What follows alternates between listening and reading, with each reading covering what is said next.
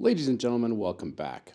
I haven't worked on any axes in a while. Today, I'm going to put a new handle on this axe right here. So this is a Collins rafting pattern axe.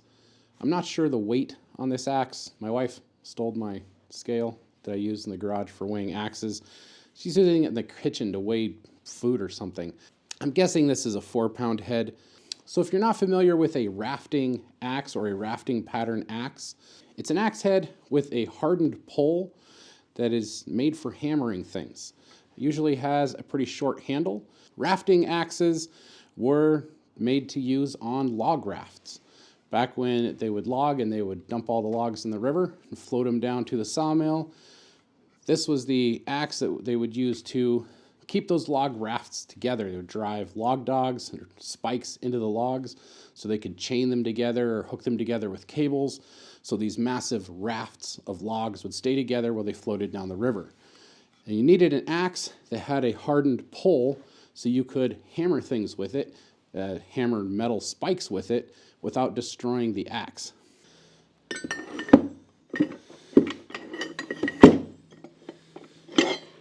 So this axe head, you can see the pole of the axe is all squished over to one side. There's a chunk missing off of here. And you'll see this a lot on axes that have been used to pound on things or hammer on stuff. And that's where the rafting pattern was different. It was made for pounding in metal spikes. A lot of people collect them because they're a little more unusual, and a lot of people use them, folks who work falling timber, because they want that hardened back, the hardened pole for pounding in wedges. So they are still a axe that's used quite a bit. Enough talking about axes. Let's get on to putting this on a new handle. This was the original handle, but I can't save this handle and reuse it. I like to save handles when I can. This one's still straight, but it is split. It has a couple chunks missing out of the back here, and it was duct taped when I got this axe. It has some splits that go down the back and down the handle here. So it's just not a handle that's worth saving. Here's the handle that I got. This is I think this is 28-inch handle from Whiskey River Trading. You can find good axe handles at your hardware store too, but for a pattern like this where I wanted a straight handle at about 24 to 28 inches long, you want something like that. Those just aren't really going to be on the shelf at the hardware store. So Whiskey River Trading has the handles that I wanted, and they have really nice handles. If you're looking at the hardware store, it's going to be a little harder to find a really nice handle. Sometimes you got to dig around a bit to find something that's a decent handle. First thing we're going to do is get this handle off of this axe. Now, if I'm saving the handle, or I'm going to rehang the axe back on its handle, if I'm just reseating it or something, then I would go through and pull the wedges out. I did a video doing that a few months ago, probably last summer. It's probably been like a year. But I'll try to remember to link that somewhere, or you can go and look for it on my channel. But I did a video doing that. For this one though, I don't need to save this handle, so I'm just gonna cut it off, and then we're going to knock the remaining piece of the handle back out of the head. Preferably, you have a vise that you can work in, and you can put your axe in a vise to cut your handle off. And I do have a vise. I have a vise on my other workbench, which is just down there. But that workbench doesn't have any light because there's only one light in this garage, which I need to work on. You don't really need a vise though. If you just have a couple of clamps, you can do everything you need to do with an axe just with a couple of clamps. A band saw would be really quick and easy. You can just zip this right off. But if you don't have a band saw, you can use just about any saw. I'm going to use this pole saw. This is a DeWalt pole saw. I bought it because it was on sale at the hardware store, and it's not the greatest. It was on sale for a reason.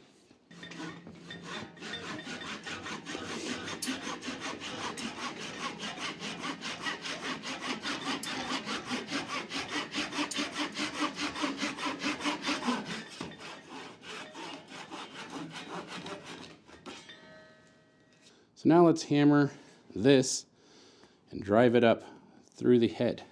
Now when you're driving the handle out of the eye of an axe, a couple things can really help. One is to get some sort of punch. I have this piece of metal that I use as a punch, and that works quite well. Another thing that works really well is a piece of an axe handle. And that's great because it's just about the right size to fit through there.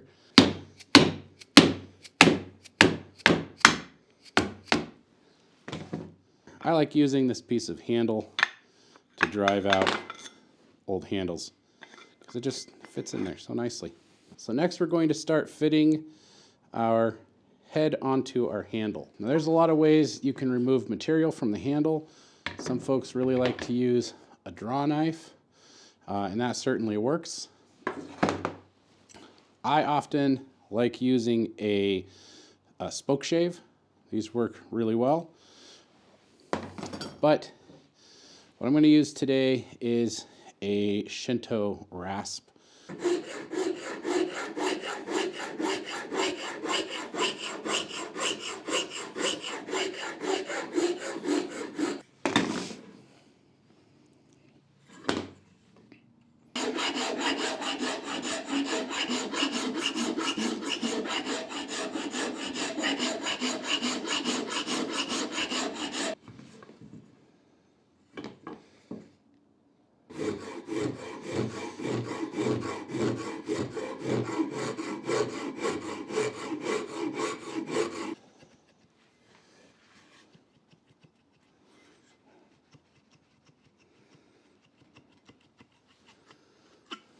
All right, now we're getting somewhere. So before we go any further with the handle, which we've still got a lot of work to do there, let's do a little bit with this head. Any axes that I hang, I like to flip them over and chamfer this lip around the bottom of the eye. This like little round file works pretty well for this.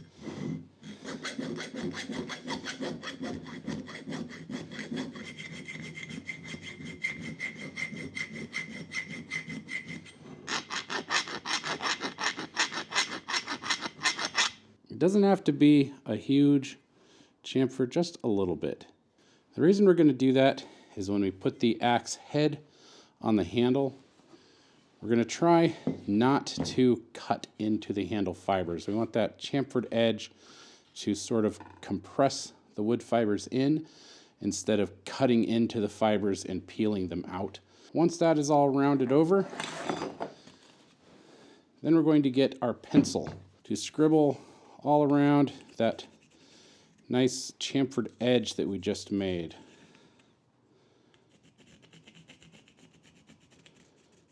I'm just going to kind of push it down by hand. I'm not hammering it in, I'm just pushing it in a little bit. Now we're going to wiggle it off. And you can see the pencil lead is showing me where that head is touching the handle and where it is not. I need to slim this part out a little more.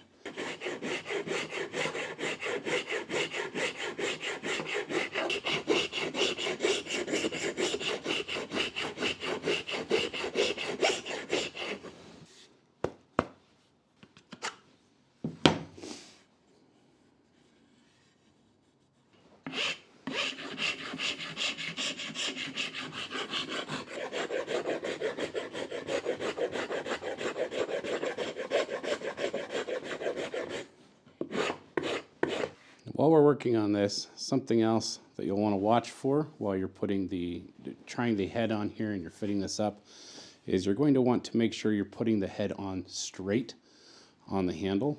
So while I'm checking this out, if I hold it up and I check down the handle, I want to make sure that this axe head is not leaning to one side or the other. And I also want to make sure that it's not twisted to one side or the other.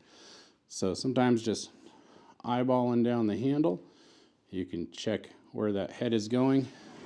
You can kind of steer which way the head goes depending on where you take wood off, whether you take more off the top, more off down here.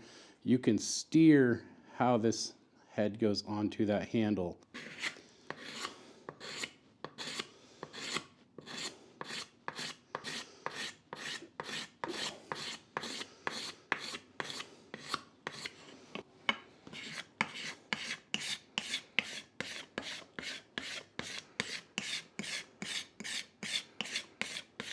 We're just about ready to put this head on this handle. Fitting down just about where I want it. It's going to sit a little lower than that once we tap it all together. I also did a bit of work and slimmed this handle down. Not a lot, just a little bit. I didn't record that because I forgot. If I was a real YouTuber, real content creator, I would just pretend. Oh, look at that. Slimmed that handle right down.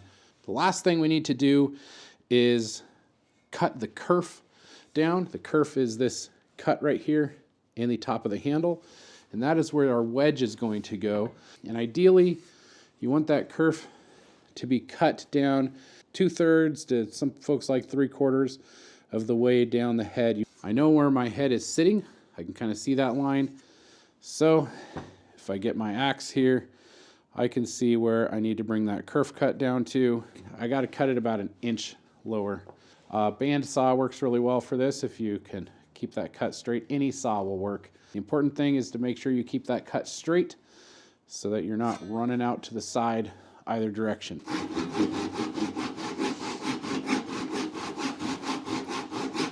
The next thing that I need to do is cut this wedge to the right width. Right now that wedge is much wider than the eye of the axe.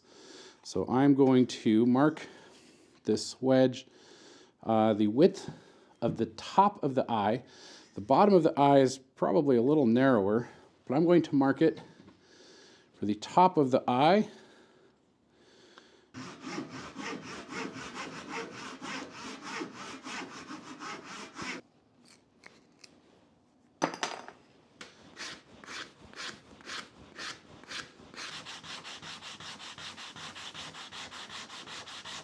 You can kind of see what I'm doing there. I'm just making this wedge sort of taper in.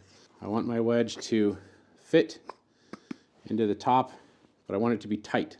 Now it's just time to put this together. I'm going to start by pushing the head on, getting it as snug as I can, and then we're going to hammer it on. Instead of driving the head onto the handle, we're driving the handle into the head. If I hit this, the handle's going to go into the head. You can see the head just sort of sits there.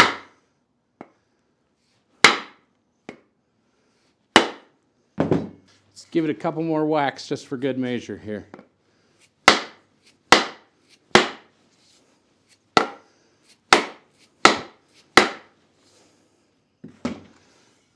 There we go.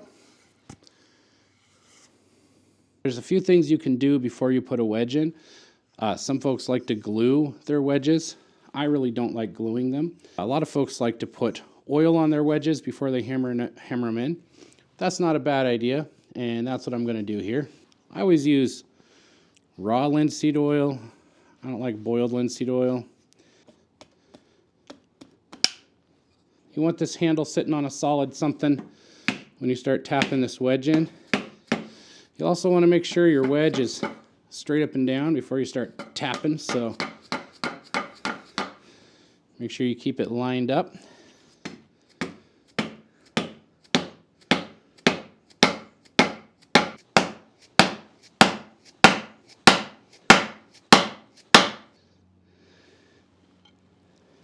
I got my wedge hammered all the way down, and it is in there nice and tight. So now I just need to cut this thing off. I like to leave about 1/4 inch of the handle sticking up.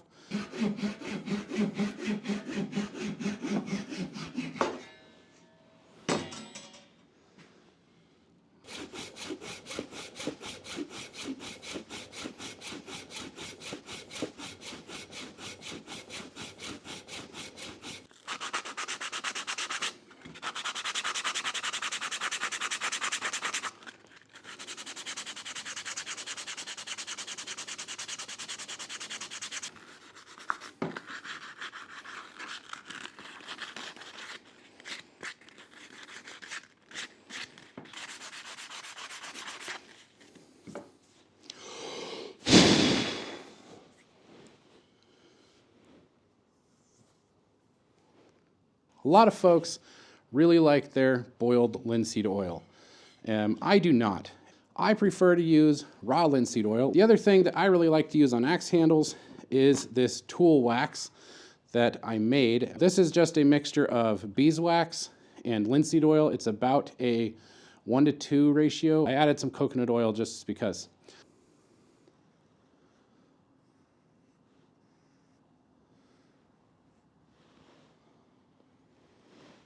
I have these little foam brushes at the craft store, like a whole barrel of them. And they fit down in the top of these bottles. You can reach pretty much down to the bottom, so they're pretty handy. On the rest of the handle, we're just going to use this beeswax linseed oil mix. I like using a piece of Scotch-Brite pad to scrub this stuff in. That just helps roughen up the fibers on the wood. I learned this from watching people make wood tables and applying wax oil finishes. You can hit this with a heat gun or something after you put it on and just really soak it in, but you really don't need to.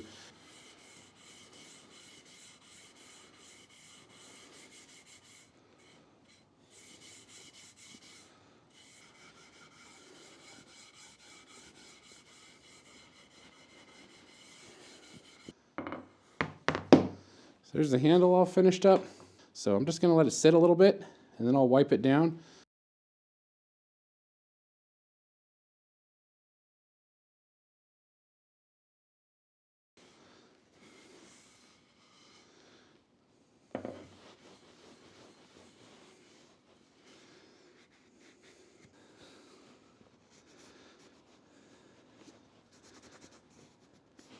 And just take your rag or whatever cloth you were using, just use that to wipe the head down, because that wax or that linseed oil, it's just going to help protect the metal. And there we go. That is one Collins rafting axe.